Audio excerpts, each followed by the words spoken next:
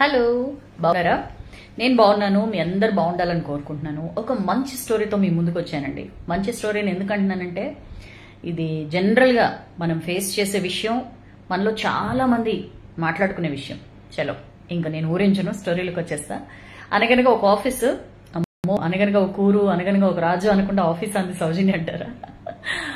చలో, కొంచెం హట్కే అనమాట. సరే, ఆఫీస్లో ఒక మంచి పొజిషన్లో ఉన్న, మంచిగా వర్క్ చేసే అతను హెచ్ఆర్ దగ్గరకు వస్తాడనమాట. వచ్చి, నేను రిజైన్ చేసేస్తున్నాను, నాకు నచ్చట్లేదు ఇక్కడ అంటాడు. అంటే హెచ్ఆర్ మేనేజర్ అడుగుతారనమాట, ఏమైంది సార్, ఎందుకు అట్లా అంటే, అంతా టాక్సిక్ పీపుల్ అబ్బా, చుట్టుపక్కల అంతా కూడా విపరీతమైన ఎప్పుడు నెగటివ్ టాకింగ్ చేస్తారు, వీళ్ళ మీద వాళ్ళ మీద ఒకళ్ళ గురించి ఒకళ్ళు గాసిప్స్ చేసుకుంటారు, ఇంకెప్పుడు కూడా ఒక రకంగా చూడడము, వెక్కిరించడము, లేకపోతే ఇట్లా అసలు నచ్చట్లేదు నాకు ఇక్కడ, ఇంత టాక్సిసిటీ నేను భరించలేకపోతున్నాను, అందుకే రిజైన్ చేస్తున్నాను అంటాడు. అంటే హెచ్ఆర్ మేనేజర్ కాసేపు అయిన తర్వాత, ఓకే సార్, మీ ఇష్టము అని, సరే మీరు ఎట్లానా రిజైన్ చేస్తున్నారు కదా, వెళ్ళబోయే ముందు ఒక పని చేసి పెడతారా సిన్సియర్గా, అంటే ఇప్పటిదాకా మీరు మా సంస్థలో చాలా సిన్సియర్గా వర్క్ చేశారు, అంతే సిన్సియారిటీతో ఈ పని చేయండి, తర్వాత వెళ్ళాలనుకుంటే మీ ఇష్టం, నేను ఆపను అంటాడు. సరేలే, ఎట్లానో వెళ్ళిపోతున్నాను కదా, ఒక్క పని అంటున్నాడు కదా అని చెప్పి నియర్స్ చేశాను, ఇది ఒక్కటే ఎందుకు వదులుకోవాలని చెప్పి ఆయన, సరే ఏంటి చెప్పండి అంటే, ఒక గ్లాస్ ఆఫ్ వాటర్ ఇస్తాడు హెచ్ఆర్ మేనేజర్.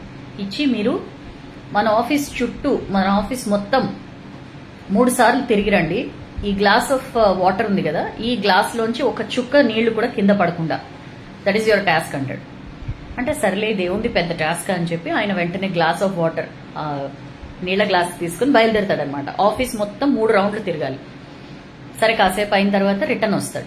వచ్చిన తర్వాత, ఇదిగోండి సార్, మీరు ఇచ్చిన టాస్క్ అయిపోయింది, చూసారా, ఒక్క డ్రాప్ కూడా పడలేదు, మీరు ఎలా ఇచ్చారో అలానే మీకు తిరిగి ఇచ్చాను అని చెప్పి అంటాడు. అంటే, అవును సార్, మీరు ఇప్పుడు 3 సార్లు తిరిగారు కదా ఆఫీస్లో, మీకు ఎవరైనా ఈ ఒకళ్ళ గురించి ఒకళ్ళు గాసిప్స్ చెప్పుకుంటూ, లేకపోతే వెటకారాలు ఆడుకుంటూ, లేకపోతే పిచ్చి తేడాగా చూపులు చూడడం, ఇట్లాంటి వాళ్ళు ఎవరైనా మీకు తారసపడ్డారా, మీకు ఎవరైనా కనిపించారా అని అడుగుతాడు హెచ్ఆర్ మేనేజర్. ఆయన అంటాడు, లేదబ్బా, నాకెవరు కనపడలేదు అని. అదేంటి సార్, మరి మీరే కదా అన్నారు ఆఫీస్ అంతా వాళ్లే ఉన్నారని, ఇట్లా చేస్తున్నారు, నచ్చట్లేదు, టాక్సిక్ పీపుల్ పెరిగిపోయారని అన్నారు కదా అంటే, ఆయన స్పీచ్లెస్ అనమాట. ఒక నిమిషం ఏం మాట్లాడు.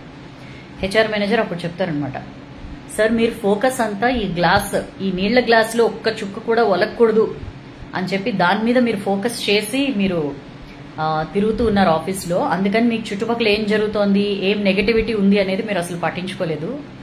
వర్క్ కూడా అంతే సార్, మీరు మీ వర్క్ మీద ఫోకస్ చేయండి, ఆటోమేటిక్గా మీకు చుట్టుపక్కల ఉన్న నెగటివిటీ, టాక్సిసిటీ ఇవేమి మీకు చాలా చాలా మైన్యూట్ అనిపిస్తాయి అని చెప్పి అంటాడు. వెంటనే ఆయన చాలా అద్భుతంగా రియలైజ్ అయ్యి తన రిజిగ్నేషన్ వెనక్కి తీసుకుని వర్క్లో జాయిన్ అయిపోతాడు అనమాట. ఈ స్టోరీ నుంచి మనందరికీ తెలిసిన స్టోరీ అని మనం ఎందుకంటాం అంటే, వీ హ్యావ్ ఎ హ్యాబిట్ అండి, మనం ఎప్పుడు కంప్లైంట్ చేస్తూ ఉంటాం, అక్కడ అది బాగాలేదు, ఇక్కడ ఇది బాగాలేదు, ఆ మనుషులు ఇలా, ఈ మనుషులు అలా. మొత్తం అంతా అద్భుతంగా ఉంది, పచ్చదనమే అట్లా ఏదో పాటల్లో లేకపోతే సినిమాల్లో చెప్పినట్లు అంత ఫెయిర్ గా, అంత సూపర్ గా ఏం ఉండదండి. Life is not at all like that. మీ చుట్టూతా రకరకాల జనాలు ఉంటారు. బట్ ఎప్పుడైతే మీకేం కావాలి, మీ లైఫ్ లో ఏం అచీవ్ చేయాలి అనే దాని మీద మీ ఫోకస్ ఉంటుందో, మీ ప్రయారిటీ ఏంటి అనేది మీరు చూస్ చేసుకోవడంలో ఉంటుంది. నాకు ఈ పని అవసరం, లేకపోతే నా ప్రయారిటీ ఇది, నేను లైఫ్ లో ఇది అవ్వాలనుకుంటున్నాను అని ఎప్పుడైతే మీ కాన్సన్ట్రేషన్, మీ ఫోకస్ అంతా 100% దాని మీద పెడతారు, ఈ చుట్టూతా ఉండే ఈ నెగటివిటీ, టాక్సిసిటీ ఇదంతా చాలా మైన్యూట్ గా అనిపిస్తుంది. అసలు ఫర్ దట్ మ్యాటర్ మీకు అసలు తెలియని కూడా తెలియదు, అవునా నిజమా అనే సిచ్యుయేషన్ కూడా వస్తుంది. సో ఇది ఎప్పుడు మైండ్ లో పెట్టుకోండి. మీరు ఏదైనా ఎక్కడైనా ఉంటున్నారు, చుట్టుపక్కల జనాలు బాగాలేదు, చుట్టుపక్కల పరిస్థితులు బాగాలేదు అని మీరు కంప్లైంట్ చేస్తున్నారంటే ఎక్కడో మీ కాన్సన్ట్రేషన్ లో లోపం ఉన్నట్టే. ఒకసారి అది సరి చూసుకోండి. ఎందుకంటే మీరు 100% ఫోకస్ పెట్టినప్పుడు చుట్టుపక్కల ఏ ఫ్యాక్టర్స్ కూడా మీ దీక్షని భగ్నం చేయలేవు. So try to give you 100%, అప్పుడే మీరు సక్సెస్ అవ్వగలుగుతారు, లైఫ్ లో అచీవ్ చేయగలుగుతారు. అండ్ ఈ కంప్లైనింగ్ వల్ల ఏమీ ప్రయోజనం ఉండదండి, జస్ట్ ఇగ్నోర్ చేయడమే. అండ్ చెప్పాను కదా, నిజంగా మీ లక్ష్యం మీద మీరు గురిపెట్టి మీరు వర్క్ చేస్తే ఇవన్నీ మీకు అసలు ఏమీ కనిపించవు. సో కరెక్ట్గా మీ ప్రయారిటీ ఏంటో చూస్ చేసుకోవడంలోనే ఆ మ్యాజిక్ దాగుంటుంది. ఓకే, స్టోరీ నాకైతే బాగా నచ్చింది. పిల్లలు కూడా నేర్పించండి. అండ్ చాలా మంది జనరల్గా పిల్లలు కూడా అంటుంటారు కదా, నేను మంచిగా రాసుకుంటున్నాను మమ్మ, వాళ్ళు డిస్టర్బ్ చేస్తారు, వీళ్ళు డిస్టర్బ్ చేస్తారని.